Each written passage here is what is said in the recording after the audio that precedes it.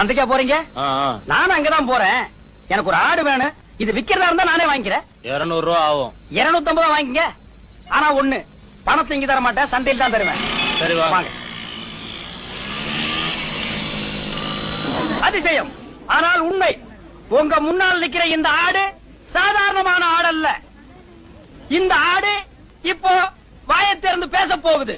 என்ன ஆடு பேசுதா? அத நீங்க கேட்க போறீங்க. உலகத்திலேயே பேசுற ஒரே ஆடு இதுதான். ஆடு நீ மூடு. என்ன ஆட்ட பேச வைக்கிறானா? ஆமா, ஆட்டை நான் பேச வைக்க போறேன். ஆடு பேசுறத ஓசியில கேட்கறான்னு வந்தீங்களா? அதான் நம்ம கிட்ட நடக்காது. எல்லாம் கை நிறைய காசு போடுங்க ஐயா. புற ஆட்டை போடுங்க. போடுங்க.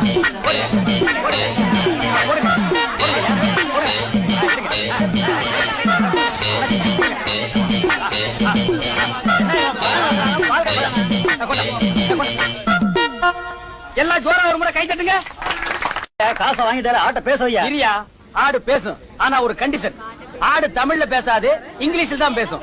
ஓஹோ, வெள்ளக்காரனுக்கு பிறந்து போல் இருக்கு. யோ, இங்கிலீஷா தமிழா ஏதோ ஒண்ணு பேசையா கேப்போம். இரியா, இங்கிலீஷ்ல பேசும். ஆனா ஒரே ஒரு வார்த்தை மட்டும்தான் பேசும். அதுக்கு மேல பேசவே பேசாது.